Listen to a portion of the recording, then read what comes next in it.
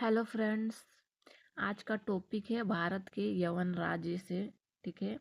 और इससे पहले जो हम टॉपिक कराए थे ब्राह्मण साम्राज्य, इससे पहले पुष्पमित्र शुंग ने ब्राह्मण साम्राज्य का नींव डाली थी। इसका हम इससे पहले वीडियो में करा चुके हैं ब्राह्मण साम्राज्य का। और मौर्य काल के बाद जो विदेशी आक्रमण हुआ वो है भारत के यवन राज्य। ठीक है। और मौर्य साम्राज्य से पहले का विदेशी आक्रमण हम आपको बता चुके हैं। तो आज का टॉपिक है भारत के यवन राज्य से जो मौर्य काल के बाद विदेशी आक्रमण हुआ। ठीक है। तो फ्रेंड्स आज थोड़ा सा हम अच्छा सा डिस्कशन कर देते हैं भारत के यवन राज्य से, ताकि आप लोग को अच्छे से समझ में आए। उसके बाद एमसीक्यू करा देंगे इसका। ठीक है।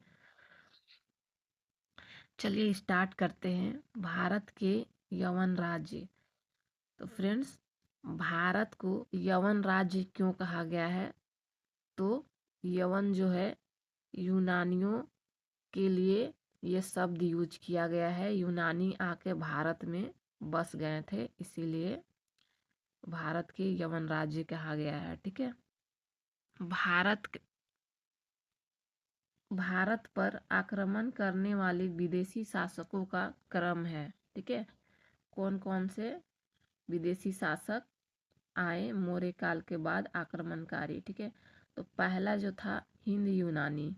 हिंद यूनानी इसलिए नाम दिया गया क्योंकि भारत में यूनानी आकर बाद में बस गए थे। ठीक है। तो फ्रेंड्स आज हम हिंद यूनानी के बारे में ही बताएंगे।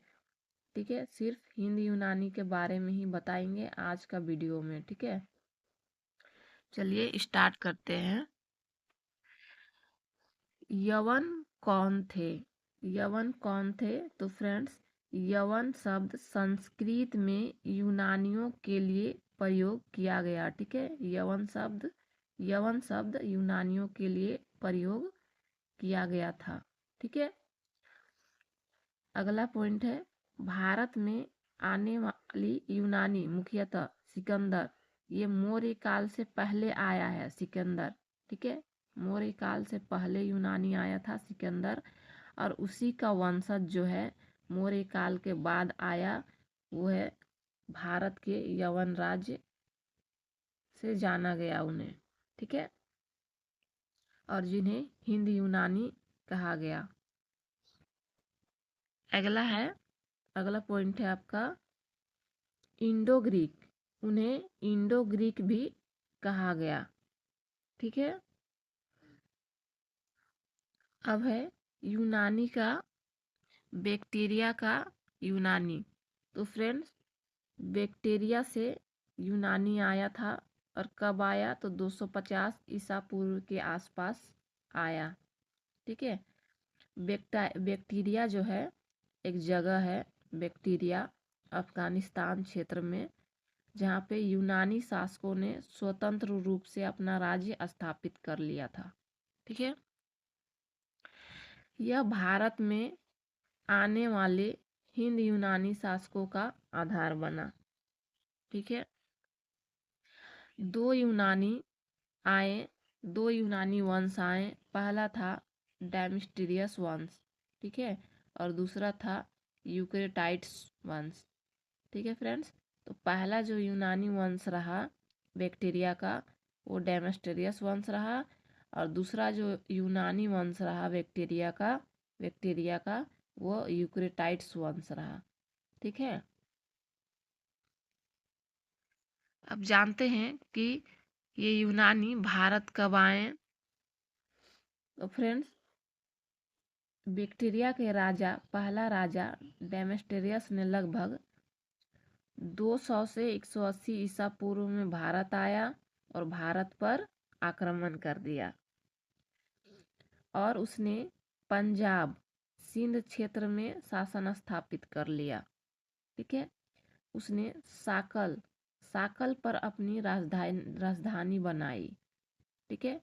डेमेस्ट्रियस का राजधानी जो रहा वो साकल रहा। ठीक है। साकल पर अपना राजधानी बनाया। यहीं से भारत में हिंद यूनानी शासन का शुरुआत बन गया। ठीक है,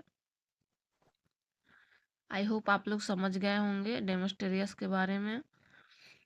उसके बाद जो है हिंद यूनानी शासकों में सबसे जो विख्यात मिनांडर था, वो मिनांडर शासक बहुत विख्यात था।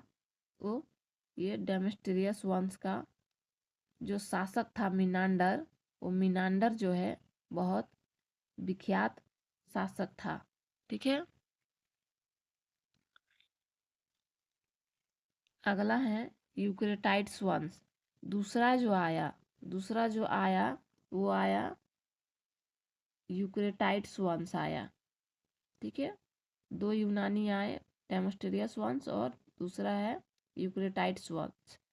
तो ये कब आया? तो 170 ईसा पूर्व के बाद आया। ठीक है, उत्तर पश्चिम भाग में। ठीक है, और पंजाब क्षेत्र में प्रवेश किया। उसने डेमोस्टेरियस वंश के शासकों से लड़कर, ठीक है, डेमोस्टेरियस जो पहला वंश था उसके शासकों से लड़कर कुछ भारतीय क्षेत्रों पर अधिकार बना लिया यूक्रेटाइड्स ने, और तक्षशिला पर अपनी राजधानी बनाई। नेक्स्ट पॉइंट है, उसका प्रभाव मुख्य रूप से पंजाब और गांधार क्षेत्र में पड़ा। ठीक है, शासकों में सबसे यूक्रेटाइड्स वंश का जो शासक था वो सबसे विख्यात जो रहा वो एंटी आल्किड था। ठीक है, एंटी आल्किड जो था सबसे विख्यात शासक रहा यूक्रेटाइड्स वंश का। और यूनानी आने का जो महत्व हुआ वो क्या था महत्व? तो भारत और यूनान के बीच सांस्कृतिक आदान प्रदान बढ़ा। ठीक है, दोनों का आदान प्रदान बढ़ा भारत और यूनान के बीच में। उसने बौद्ध धर्म का प्रचार में सहायता मिली, और जो है यूक्रेटाइड्स मिनिंडर जो है वो बौद्ध धर्म को अपना लिया था फ्रेंड्स। ठीक है, मिनिंडर जो था वो बौद्ध धर्म को अपना लिया था। इन्होंने बौद्ध धर्म को प्रचार प्रसार ज़्यादा किए। ठीक है, और सहायता मिली उनको प्रसार में। यूनानी के समय सिक्का प्रणाली और कला में महत्वपूर्ण योगदान दिया। ठीक है, यूनानियों ने सबसे पहले सोने के सिक्के जारी किए। ठीक है, उसके बाद है अगला पॉइंट, यूनानियों ने पर्दे का प्रचलन आरंभ कर भारतीय नाट्य कला के विकसित में योगदान किया। चूंकि पर्दा यूनानियों का देन था, इसलिए वह यौनिका के नाम से प्रसिद्ध हुआ। ठीक है फ्रेंड्स, आई होप आप लोग समझ गए होंगे इतना। अब आपको हम इसमें जो क्वेश्चन रिलेटेड है वो क्वेश्चन करा देते हैं। ठीक है, भारत में यवन शब्द का प्रयोग किसके लिए किया गया है? तो फ्रेंड्स, भारत में यवन शब्द का प्रयोग जो किया गया है वो यूनानी के लिए किया गया है। ठीक है, यूनान से आए गए वंशों के लिए किया गया जो भारत में आके बसे। अगला क्वेश्चन है, भारत में इंडो ग्रीक राज्य की स्थापना किसने की? तो फ्रेंड्स, भारत में इंडो ग्रीक राज्य की स्थापना जो किया वो डेमेस्ट्रियस ने किया। ठीक है, डेमेस्ट्रियस ने इंडो ग्रीक राज्य की स्थापना किया। इंडो ग्रीक क्यों कहा गया आप लोग को बता दिए थे। ठीक है, ऑप्शन बी सही उत्तर होगा। मिनिंडर को किस नाम से भी जाना जाता है? तो फ्रेंड्स, मिनिंडर को मिनांडर को मिलिंद नाम से जाना गया, और इसने बौद्ध धर्म की दीक्षा ली। ठीक है, तो ऑप्शन सी आपका सही उत्तर होगा। अगला क्वेश्चन है, इंडो ग्रीक शासकों की राजधानी कौन सी थी? तो फ्रेंड्स, इंडो ग्रीक शासकों की राजधानी थी वो थी तक्षशिला। ठीक है, ऑप्शन बी आपका एकदम सही उत्तर होगा। इंडो ग्रीक शासकों की राजधानी थी वो थी तक्षशिला। ठीक है, अगला क्वेश्चन है, इंडो ग्रीक शासकों ने किस धर्म को संरक्षण दिया? तो फ्रेंड्स, इंडो ग्रीक शासकों ने बौद्ध धर्म को संरक्षण दिया। ठीक है, बौद्ध धर्म को इन्होंने बढ़ावा दिया है। अगला क्वेश्चन है, मीनांडर ने किस धर्म को अपनाया? तो फ्रेंड्स, मीनांडर ने बौद्ध धर्म को अपना लिया था। ठीक है, मीनांडर जो था वो डेमेट्रियस का बहुत विख्यात शासक था। ठीक है, अगला क्वेश्चन है, इंडो ग्रीक सिक्कों पर किस भाषा का प्रयोग हुआ? तो फ्रेंड्स, इंडो ग्रीक सिक्कों पर ग्रीक और होठी भाषा का प्रयोग किया गया है। ठीक है, ऑप्शन बी सही उत्तर है। अगला क्वेश्चन है आपका, मेनांडर की राजधानी क्या थी? तो फ्रेंड्स, मेनांडर की राजधानी जो थी वो थी सागल। ठीक है, सियालकोट, सियालकोट सागल, जो शिक्षा का प्रमुख केंद्र था। ठीक है, तो ऑप्शन जो है सी आपका सही उत्तर होगा। अगला क्वेश्चन है, भारत में सबसे प्रसिद्ध यवन शासक कौन था? तो फ्रेंड्स, भारत में जो प्रसिद्ध यवन शासक था वो था मेनांडर। ठीक है, मेनांडर जो था बहुत ही प्रसिद्ध यवन शासक था। ठीक है, जो किस वंश का था? तो डेमेट्रियस वंश से था। अगला क्वेश्चन है, भारत में इंडो ग्रीक राज्य का पतन किसके आक्रमण से हुआ? तो फ्रेंड्स, भारत में इंडो ग्रीक राज्य का पतन हुआ वो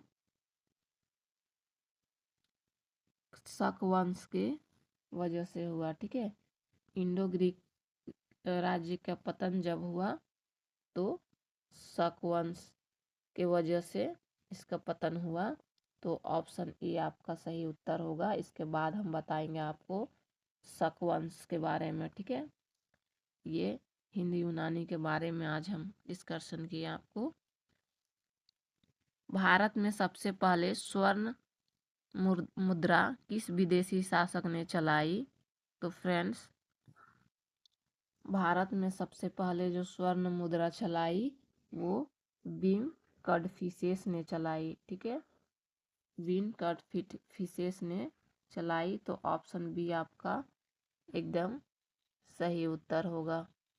ठीक है, और बीम कडफिसेस जो था वो यूनानी था।